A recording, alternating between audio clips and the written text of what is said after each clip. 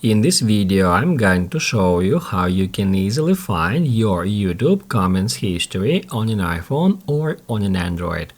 Be sure to watch the video to the very end so you don't make any mistakes. Let's get started, guys, and first off, open up YouTube app. After that, tap right here where it says You. Then tap at that gear to move on to the settings. That's where we can easily find Manage All History.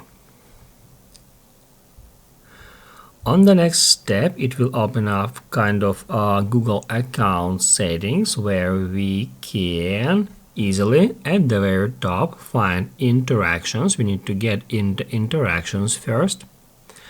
And then we need to tap at comments and replies. And what that will do, that will show us all our comments that we have ever left on YouTube from that particular Google account or YouTube account, and that's where we can easily find all the comments that are sorted in chronological order from recent to oldest.